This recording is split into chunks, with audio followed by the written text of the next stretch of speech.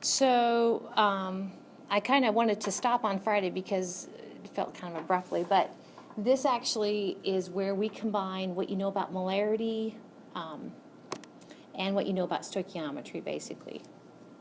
So molarity is moles of solute per liter of solution. And the way that works, there's three quantities. There's the concentration molarity, there's the moles of solute, and then there's the volume of solution. So the way this works is if you know,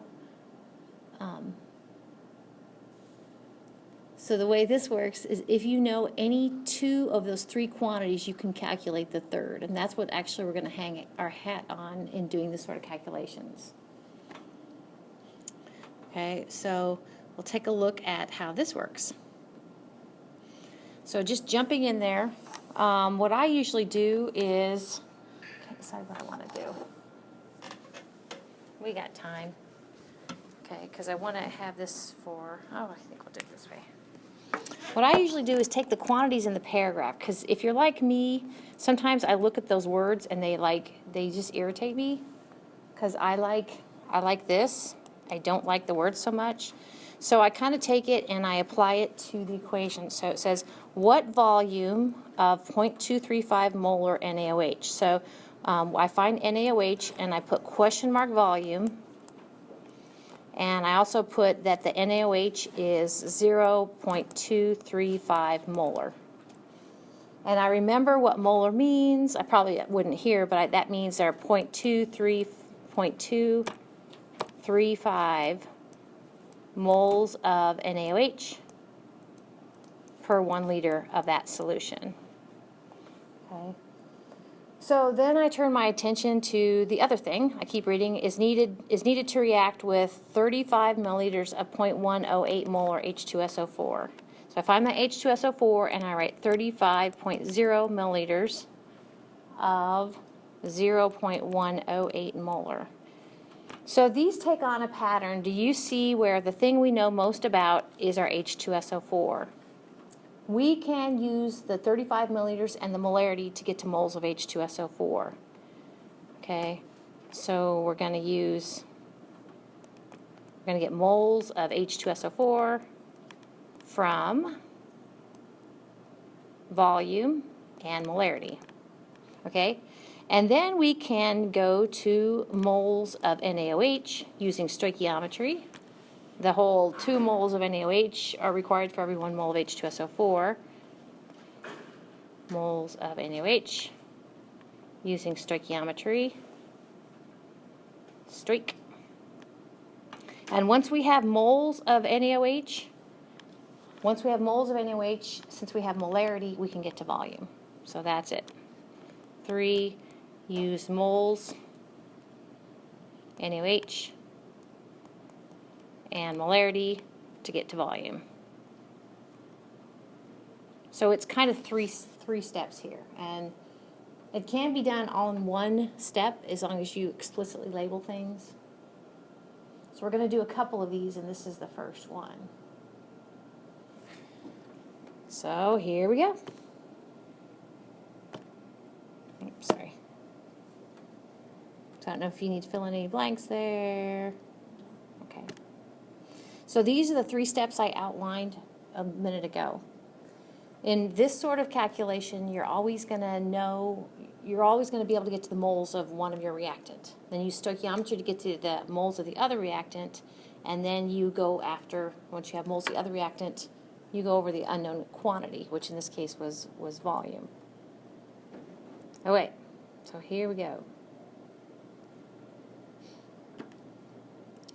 So actually, in working this, I would probably give a little heading to each of my 3 calculations. So this one says moles of H2SO4. I wouldn't say moles of H2SO4 and 35 milliliters of 0.108 molar H2SO4, but I would say moles of H2SO4. Then I would start with the volume, 35.0 milliliters over 1. And molarity is moles of H2SO4 per liter, not milliliters, so my next term is going to fix the milliliters to liters. So I put 1 liter over 1,000 milliliters. And now I'm ready to insert molarity to get to moles of H2SO4. So I want liters to cancel, be left with moles, so I'm going to use the unflipped version of the molar mass, excuse me, the unflipped version of molarity. 0.108 moles of H2SO4 per 1 liter of this solution. So milliliters cancel. I always check our units, see if we're done. Milliliters have canceled, liters of solution, and we're left with moles of H2SO4, which is perfect. And now it looks like we need to round according to 3 significant figures, but as you've seen in some of my calculations, my in-class calculations, if you take the unrounded value forward, that's fine too.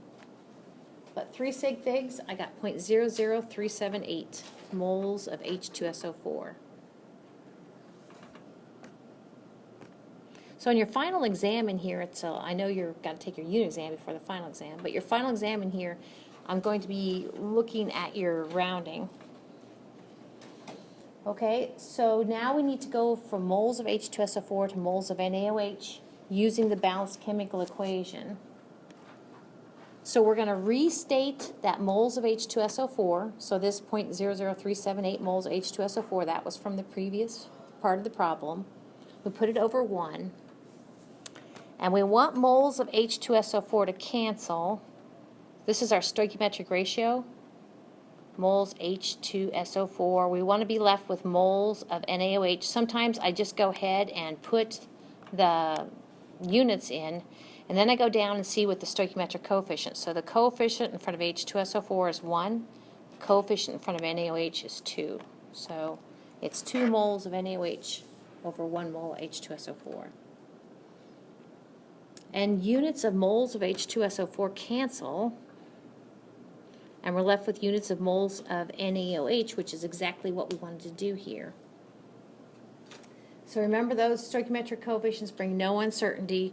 Round to 3 significant figures, we get 0.00765 moles of NaOH. So now we're at least to the right species of what we're trying to find the volume of. So now we can use those moles and molarity to get to volume. So volume of NaOH looks like this. I'm going to piggyback on that last answer. So this actually is going to be the mole, that 0.00756 moles of NaOH over 1. Now I'm going to use molarity, and I want moles to cancel, and I want to be left with volume. So I'm going to use the flipped version of the molar mass, right? I'm sorry, the flipped version of molarity. The flipped version of molarity from way back ago when we said what the molarity of this NaOH was. We said it was 0.235 molar. So that means 1 liter of solution in will give us 0.235 moles of NaOH. Now moles of NaOH cancel, you're left with volume, which I can't remember in my notes. Sometimes the volume is more appropriate in milliliters instead of liters. But if you were faced with this on the test, liters would be fine. So, but go ahead and one last term, again, on the test, you could stop with liters. But to get to milliliters, we put 1,000 milliliters over 1 liter, and then liters will cancel. So things are looking pretty good, unit-wise. Our moles of NaOH have canceled. Our liters of solution have canceled. We're left with milliliters of solution. Round to 3 significant figures because that's what I have in the first term, and that's what we have in the molarity. Round to 3 significant figures, I got 32.2 milliliters.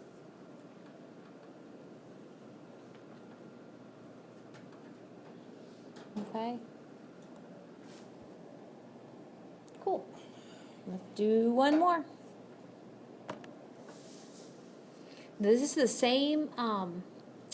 same chemical reaction, but we know different quantities. So let's see. It says, what is the concentration of H2SO4 if 25 milliliters of that solution? So I'm going to find my H2SO4. I'm going to put question mark molarity and 25.00 milliliters. That makes sense? And then it goes on, it tells me something about my NaOH. It said that I needed 27.7 milliliters of 0.444 molar NaOH. So under my NaOH, I'm going to put 27.7 milliliters, and I'm going to put 0.444 moles per liter. So in this case, it's already a little bit different.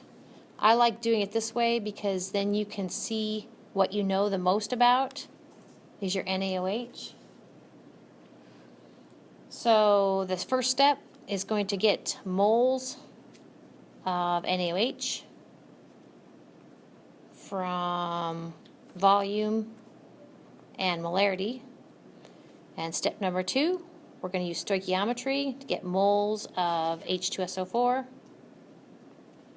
from stoich. And then once we have that, we can turn our attention. Then we have moles and volume, and this is one of my favorite ones. We can get molarity of H2SO4 from moles and volume. That's it. 3 steps. Okay, as outlined here. So again, you turn your attention to the thing you know the most about.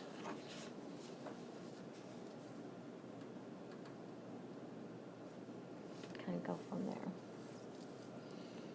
Okay. So, here we go. I would label them first as moles of NaOH. So my first term, I would be 27.7 milliliters over 1. And then I would convert that to liters with 1,000 milliliters over 1 liter. Sorry. I would convert that to liters, with 1 liter over 1,000 milliliters. Final answer. And then I would use molarity to get to moles. And we're going to use the unflipped version of molarity. So that's 0.444 moles of NaOH per 1 liter. Round to 3 significant figures. The moles of NaOH are 0.0123. 0.0123 moles of NaOH. That's step 1. Step 2 is to piggyback moles of NaOH. So that's going to be my first term here. 0.0123 moles of NaOH over 1. Now this is where you have a stoichiometric ratio.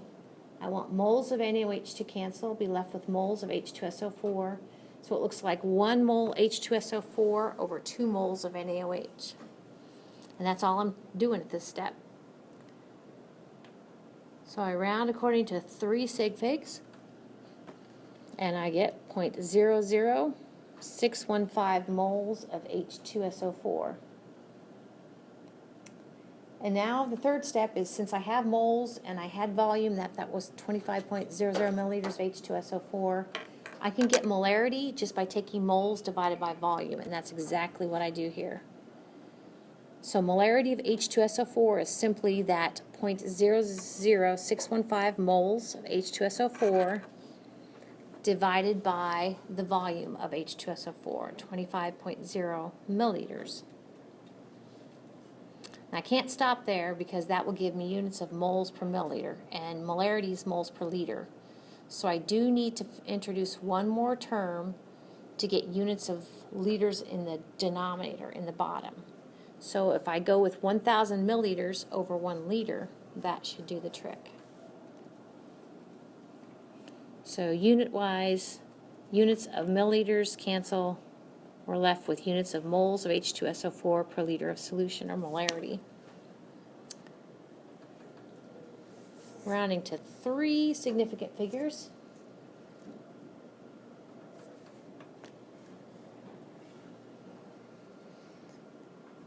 I get 0.246 molar, or moles per liter, H2SO4.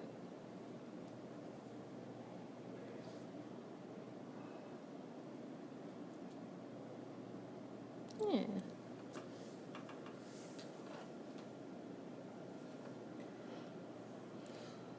So we're going to skip the next problem and go right to the assignment slide at the end there. Notice the assignment slide, there is a change. You don't need to do 95, just 91 and 93. I'll take a quick look at those.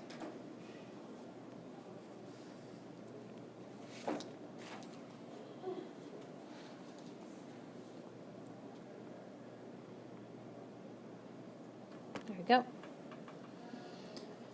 Okay, so again, if you're like me with all those words and stuff, I take those words and I apply it to the equation. So, and just things look easier to me. So what volume of 0.225 molar K3PO4? So I find my K3PO4 and I write question mark volume. And then I write 0.225 molar. And I'm right away, I'm like, I'm not going to start with my K3PO4 because I don't know enough about it. It is necessarily to completely react with 134 milliliters of 0.0112 molar NiCl. So I find my NiCl and I write 134 milliliters. Molarity is 0.0112 molar. So just like we were doing before, we're going to start with that to get to moles of Ni, nickel 2 chloride, NiCl2. And then we're going to use stoichiometry to get to moles of K3PO4. And then we're going to use the molarity to knock out volume of K3PO4. So there's that one. And then this one. So let's just take a minute and write underneath what we know about what. So 10 milliliters of unknown, so we don't know the molarity, H3PO4. So volume is 10.0 milliliters, question mark volume. Requires 112 milliliters of 0.100 molar K potassium hydroxide. So 112 milliliters, 0.100 molar. So again, let's see, what was the concentration? Yeah. Oops, sorry, I said question mark volume, my bad. Question mark molarity. Final answer. So again, what you know most of is the the potassium hydroxide, so you're going to start there. You're going to get moles of KOH, and then you're going to get moles of the other thing, H3PO4, using stoichiometry. And then you're going to finish it off, in this case, get molarity of H3PO4 using moles that you got from 2 and the volume, which is 10 milliliters. So, okay? Hey, before you leave, the printer did kind of sticky. So, notice that, okay, get it. Number 6 there is what we were just working on. Number 6 says aqueous solution stoichiometry problem. Okay, so this is kind of what we've been working on for Unit 4 here. Your unit exam on Thursday, I know for sure is going to be in 101A. That's nice. Okay, that's all I got. Give you a little bit of time to